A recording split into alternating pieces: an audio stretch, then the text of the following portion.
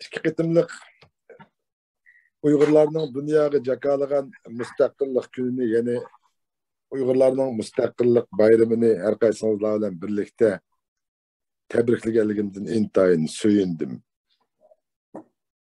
Hammamizga ma'lum bo'lganidek, vatanimizning ichidagi hozirgi xalqimiz duch kelayotgan irqiy qirg'inchilik ustida ko'p to'xtalmasammi, buni xalqimiz va bu yig'inda o'tirgan barliq vatandoshlarimiz mendan yaxshi biladi. Buning tüp manbasi zodi nima uchun Xitoy Kommunist hokimiyati va Xi Jinping hukumati bundaq bir intayin kuchli terrorlik harakatini olib boradi millatimizga qarshi. Buningdagi birdan bir sabab Uyg'urlarning shu zaminning qonuniy egisi va xo'jayini bo'lganligidan iborat bir cho'ng haqiqat. Xitoyning mana bugünkidek intayin dahshatli holda xalqimiz va millatimiz Uyg'ur millati ustidan irqiy qirg'inchilik ilib berishdek bir tarixiy jinoyatga yetaklayotdi. Undaq bo'lgankan, dushmanimiz bizni yillardan beri o'xshash bir suiqasd, o'xshash bir yo'li bilan aldab, bugünkidek bir mustamlika ostida xalqimiz hayvonlarcha qirg'inchilikqa uchrayotdi. Xuddi Xitoy Kommunist hokimiyati millatimizni tüptün yo'qotib, zaminimizni, bizning vatanimizni o'zining to'liq mustamlikasiga aylantirish uchun kech-kunduz tirashyapti. Uning uchun Xitoyning eng chong taktikalarining biri bu millatning g'ururini dafsanda qilish. Chunki har qanday bir millat g'ururini saqlab qola olgan chig'ida ular mangu ozod hur yashay oladi va mustaqil yashay oladi. Uning uchun Xitoy butun vujudi bilan bizning millatimizning g'ururini dafsanda qilyapti. Endi tarixdan tortib hozirgacha bo'lgan yaqinqi zamondagi Uyg'ur tariximizga nazar soladigan bo'lsak, Xitoy bu suiqasdlarni hech qachon tegishtirgan yeri yo'q. Davomli oshkor va yoshirin holda millatimizni izchil holda qirib keldi va qirib kelyapti. Ammo suiqasdlarni va hiyla-mikrlarni hech tegishtirmadi. Agar bizdan boshqa bir millat bo'lgan bo'lsa edi, Xitoyning bunday suiqasdlarga bir qitim aldangan bo'lsa, ikkinchi qitim aldanmagan bo'lardi. Masalan, bizning ilgirki qurilgan davlatlarimiz ve şu inqilab kurashlarimizga yetakchilik qilgan bizning qahramonlarimiz, rahbarlarimiz har xil suiqasdlar bilan yoshirin ve oshkor o'ltirilib, bugungi holga kelib qoldi millatimiz. Buning uchun bizning birdan bir vazifamiz Uyg'ur millatining vatanparvarligi va g'ururini ko'tarish. Ya'ni Uyg'ur millatchiligini qattiq tashviq qilish va bu orqali Uyg'ur millatini bir millat sifatida uyushib, dushmanini haqiqiy ma'nodan tonib, ittifoqlashib, hamkorlashib dushmanga qarshi qattiq shiddatli bir yangicha bir yo'l tanlash bosqichida turyapmiz. U bo'lsa-mu, bir qo'limizda qalam, bir qo'limizda qurol. Biz inqilob va kurashlarimizni tashqi dunyoda bir asrga yaqin kishilik huquq va inson haqlarini asos qilib elib bordik. O'ylamadikki, bu Xitoy Kommunist hokimiyati va uning inson deb sanashga bo'lmaydigan 1,2 million aholisi kishilik huquqni himoya qilishning nima ekanligini bilmaydi.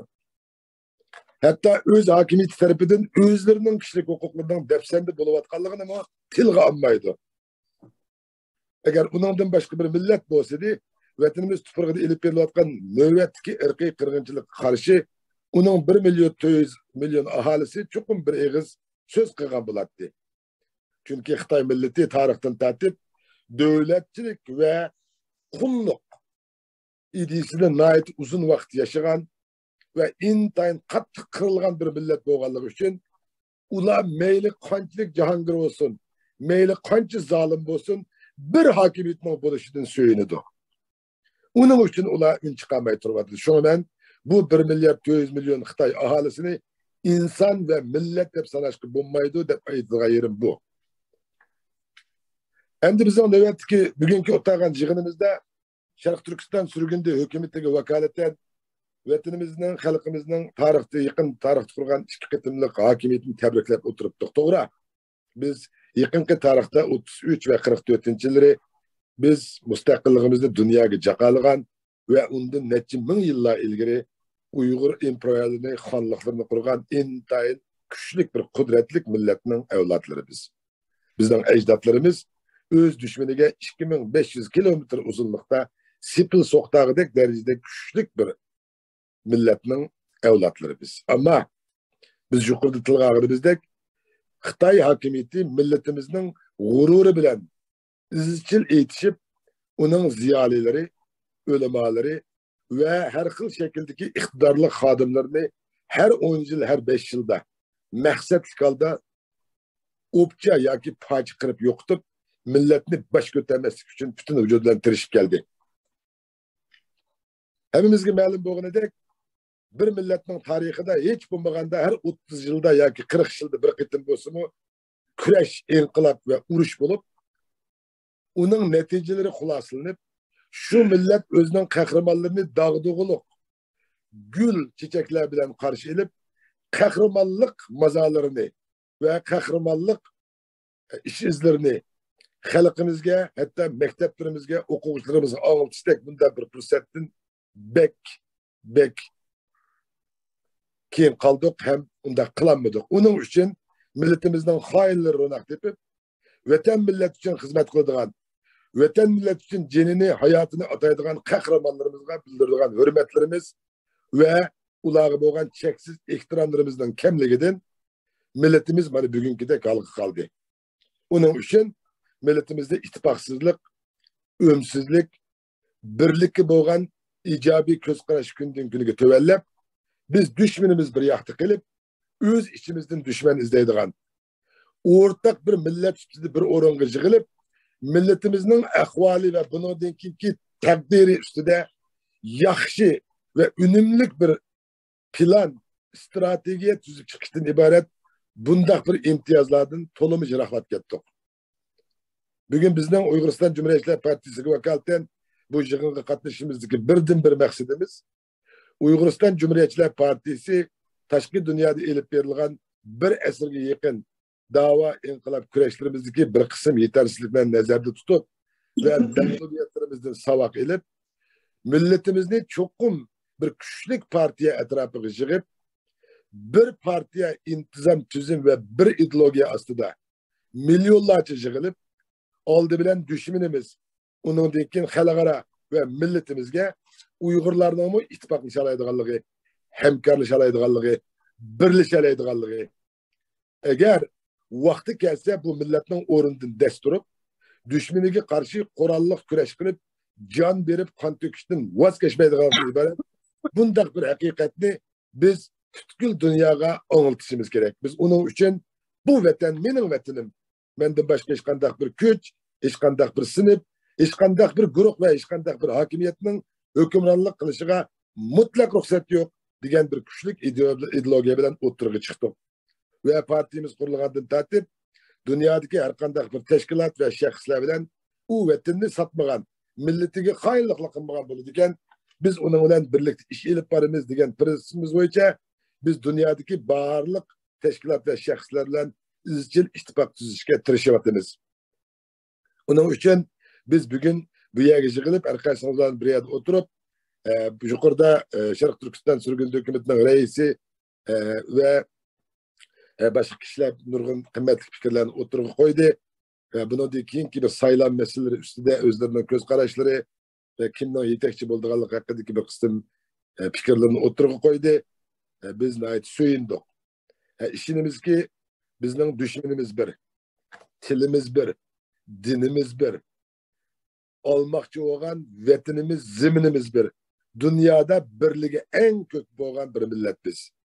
Onun için biz oldu bilen Uygurlar bir Uygur milleti bu süpütümüz bilen Uygur milletçiliğini yükseldirip Uygur vatanperverliğini yukarı götürüp şu arkalık vatanımız tuprağında izçil bizimle birlikte yaşap gelgen Kazak, Kırgız, Özbek, Tatar Katarlık bizden kırındaş milletlerimiz ve ulanın yardımını kolluk keltirmemiz lazım. O digerlik biz Uygurlar Uygur milletçiliğini yukarı götürüş, Uygur vatanperverliğini küçeytiş arkalık özümüzden uzun yıllardan beri inkılap ve küreşlerde birge bolgan başka Türkiye kırdaş milletlerini çetki çıkış deganlik emas.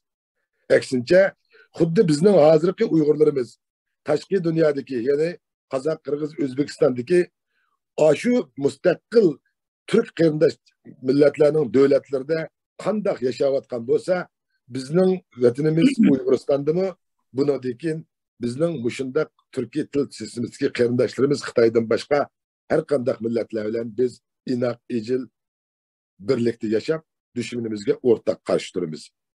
Bunun için biz partimizga vakolatlanma yana butkul Uyg'ur millatining oldi bilan Uyg'ur millatchiligi va Uyg'ur g'ururi va Uyg'ur vatanparvarligi yo'lida birlashib, uningdan keyin biz bu millatchiligimiz, bu qahramonligimiz, bu kurashlarimiz orqali boshqa qarindosh millatlarning yordamiga erishishimizdan hech shubhamiz yo'q.